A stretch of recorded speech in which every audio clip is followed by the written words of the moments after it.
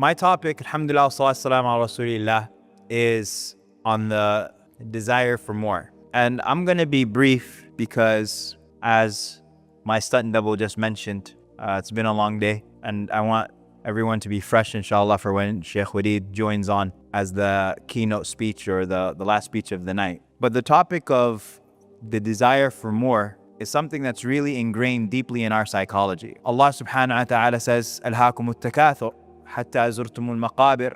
Allah says that the desire for more has deluded you until you visited the graveyards. This notion of wanting more, and it's never a circumstance where it ends. You know, when you're single, you assume that just getting married is gonna solve your problems. When you're a student, you assume that all I need to do is graduate and then I'm gonna be good. But you always end up wanting more. There's always something else that a person will desire. There's always another dream. There's always another goal. There's always another ambition. And the Prophet ﷺ, he says about our desire for wealth. He says, "Lo anna libni Adam," if the son of Adam had a valley of gold. Have you ever heard a person who said, all I need is $1 million.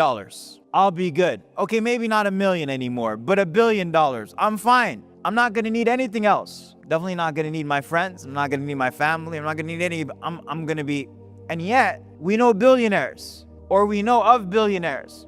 And have they stopped desiring and stopped wanting and stopped needing? No. And the Prophet ﷺ says, if the son of Adam had a valley of gold, he would have desired to have another. And the only thing that will satisfy the son of Adam, the only thing that will satisfy human beings is the dust of the grave. And so this speaks to our psychology and how deeply ingrained our want and desire for more is. And so, especially when we're living in the circumstance of opulence that we do, living in the United States. We live in a country that is 5% of the world's population and consumes 25% of the world's resources. If everyone on earth consumed like the average American, we would need 6 earths to satisfy us.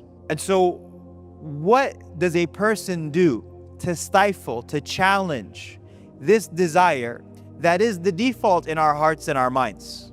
Number one, that a person recognizes that if a person does not curb this desire, that there is no end. You know, in the 50s and 60s in the United States, people used to be proud because of them saving. This was a society that saved and was proud to save money. Then in the 70s, and then definitely in the 80s, society began to shift to become more consumer-centric, where people became not so much proud of what they did and what they saved, but more proud of what they bought. And so there was a speech that was really a profound speech that was given by President Jimmy Carter.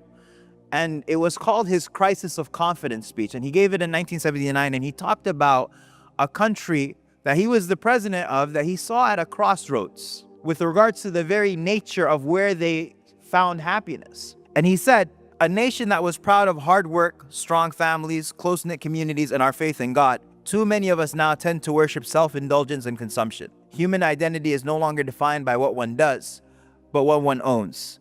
But we've discovered that owning things and consuming things doesn't satisfy our longing for meaning. We've learned that piling up material goods can't fill the emptiness of lives which have no confidence or purpose. Again, he says, we've learned, this is almost 40 years ago. He says, we've learned that piling up material goods cannot fill the emptiness of lives which have no confidence or purpose. A man came to the Messenger ﷺ and he said, tell me something that if I do it, Allah subhanahu wa ta'ala will love me and the people will love me. And the Prophet ﷺ, he gave him an answer that's really beautiful. He said, have zuhd in the dunya and Allah subhanahu wa ta'ala will love you. And have zuhd in the what is in the hands of the people, and people will love you. People by nature love the person who doesn't ask them for anything. If you have that friend of yours who's always asking for $1, always asking for a ride, always asking for $1, another ride, eventually you're gonna stop answering their calls, you're gonna stop inviting them to dinner, we naturally are inclined to the person who's self-sufficient. We enjoy that person's company and we love them because they never ask us for our resources that we're so protective over. And so the Prophet ﷺ says, have zuhd in what's in the hands of the people, people will love you. Have zuhd with regards to the dunya. And zuhd is always translated as asceticism.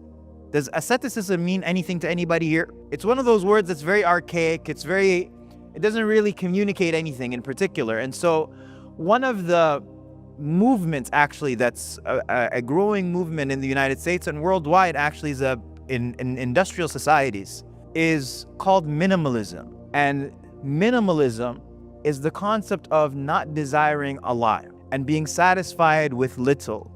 And minimalism, I find to be one of the most beautiful translations of this concept of zuhd, because it's the translation, not necessarily a literal translation, but it's a translation of a concept and a state of mind. Minimalism is when a person is looking at their homes, looking at their possessions, and saying, you know what?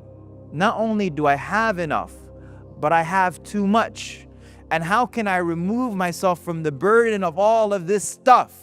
Because I want you to imagine, and alhamdulillah, earlier when we were doing these countries, I know that a lot of us are from places where undoubtedly we know either we have family or we have friends who we've seen who live not just in poverty, but we're talking about third world poverty. I am from a town where I've seen my cousins and the people in my village in Sudan forget having rooms as kids. Their room would be a suitcase that they had. And so my cousin would have a suitcase in his house, and that was where he kept all of his stuff. And he would be just as willing to fight anybody else who ever touched his stuff as any kid with a room in the United States. But his room was just that suitcase, and that was his world. And so we don't really need a lot of stuff. And when you look at the self-storage industry in the United States, it's really amazing that you see that you have people in the rest of the world who are living out of a suitcase within their own home. And then you have here in the United States, it's a growing industry and it's billions of dollars where people who live in homes and people who live in houses and people who live in apartments are basically renting out facilities because they're saying that we have so much stuff that we now have to go and rent another place to put more of our stuff, right? It's such a different existence. It's another world, not just another country that we live in. We're living a different existence. And part of solving that and part of rectifying that is recognizing that I shouldn't compare myself to the people who have more than me in 2018, but let me look at the people who have less than me. And that's what the Prophet ﷺ said in a hadith that's reported in Bukhari and Muslim. He says, look at those who have less than you and don't look at those who have more than you. Why? Because that will make you more inclined to not reject the favors of Allah. Look at those who have more than you. No, look at those who have less than you. And what we do is we spend all the time, you know what the most depressed social media platform is? It's Instagram, like 65% or something like that. It's like an incredibly high number of people. Why? Because you're naturally inclined to go and follow people who have you're comparing the mundane of your life with the highlights of somebody else. And now you're comparing the mundane of your life with not just the highlights, because they're not just the real highlights, but they are the rented or the falsified or the fake highlights of somebody else who's some sort of famous Instagrammer. And so you're constantly looking at those who have more than you, even though those who have less than you are literally in the billions. I would encourage you, if you're sitting there, to just go on those websites called Global Rich List. You can just Google that later or do it now. And you go to Global Rich List and put in your salary and put in your wages and put in your country, and it will compare you to the rest of the world. And you'll find that a person, for example, who makes $45,000 in America, when we're talking about the 1% versus the 99%, a person who makes $45,000 or $60,000 in the United States, you'll find that they're in the top 1% of the rest of the world. That we are the 1%. Forget someone who's making 80,000 or 90, or someone who's reached six figures. And so you can imagine a person who every day is waking up stressed and anxious and maybe even upset with Allah subhanahu wa ta'ala because they feel like Allah subhanahu wa ta'ala hasn't blessed them like He blessed their cousin, or hasn't blessed them like He's blessed this celebrity that they know, this dream that they have in their mind, when Allah subhanahu wa ta'ala has blessed them over 99 in form of salary and in the form of luxury, has given them more than 99% of the people who have lived or who are living right now. And then if you're to compare it with the people who have lived, that's another story completely. I mean, you go to sleep in Minneapolis on a flight and you wake up in New York City. You, in half a day, can fly across the world. Now compare that to everybody else who's ever lived on this earth. Compare that to just the notion of being over the clouds. And you have billions of people who have walked on this earth as rich as can be, and they were looking up at those clouds wondering what they were like. And you go into your bathroom every day and you turn on a hot shower, and there are so many people who've lived before us who that would only be a fantasy, right? The level of luxury that Allah subhanahu wa ta'ala has given us, the eating at restaurants, these basic things that we don't think about. I mean, people didn't do that 100 years ago. And so Allah subhanahu wa ta'ala, by placing us in this decade or in this generation, 2018, has blessed us over so many of His creations. So the first is that notion of being thankful. Number one, being thankful for what you have. And number two, the second thing is honoring what you have. And the Prophet ﷺ is amazing, and everything about him is amazing. But one of the things that amazes me about him is that the Prophet ﷺ used to name his items. He would name his items. And so Ibn al-Qayyim, he quotes in Zad al-Ma'ad, he quotes Ibn Abbas, who says, and he starts naming the items of the Prophet ﷺ. And so the Prophet had a camel named Qaswa, and he had a horse named Sakb, and he had a donkey named Ya'fur, and he had a mule named Duldul, and the Prophet ﷺ had a sword named Dhul-Fiqar, and he had a carpet called Al-Jami', and he had a mirror called Al-Maut, and he just had all of these items with names. And you think to yourself, well, why would he name something, and what's the benefit of naming something? When you name something, you're creating a relationship with it. You know, I have a family friend who had a blanket, and growing up they had that blanket had a name. And so as much as they would change everything that they would change in their house, that blanket never got changed. Why? Because that blanket it wasn't just a blanket. That blanket was a member of their family.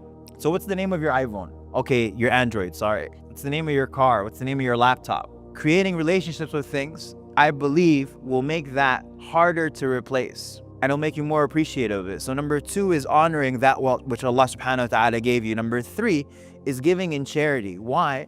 Because when you give in charity, you are freeing yourself before you give and benefit anybody else. How are you doing so? Because when you give in charity, the freeing thing about charity is that you are saying to yourself, I have enough. I am giving because what Allah subhanahu wa ta'ala has given me is plenty. And even more beautiful than that is when a person gives from what they love, because Allah says, لَن تَنَالُوا الْبِرَّ حَتَّى تُنْفِقُوا مِمَّا تُحِبُّونَ.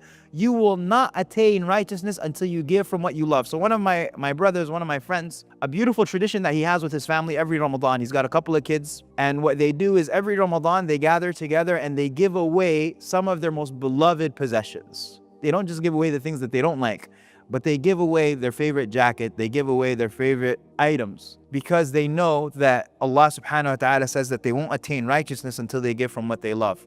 The fourth is to look at the things that you own. Look at your possessions. And for a lot of people, their possessions cause them a lot of stress because they have too much and it's all over the place. And they have to store and they have to clean and they have to. And so asking yourself the question, if it's clothes that I wear every single day, or they can be worn on any given day, right? They're items that you could wear, a shirt or pants or a ibaya or what have you. If I haven't worn it in the past 6 months, get rid of it. If it's something seasonal, a Viking vest comes out every Elm Fest, a jacket, right? Timberlands. Anybody from New York? Okay, that's a New York joke. But if it's something seasonal, then if I haven't worn it in the past season, then I get rid of it. Asking yourself the question with regards to the things that you own, whether it's clothes or whether it's items, do I love this? Not just can I bear it, but do I love this? And so keeping that which you love. And I'm not saying that a person has to dress down to the point where you're like Steve Jobs or what's his name, the Facebook guy, and they're wearing the same outfit to work every day because they want to save all of their decision makings and that's just one less decision to make. That's what they say. But that a person really condenses that which is valuable to them so that they're spending their time on that which is essential.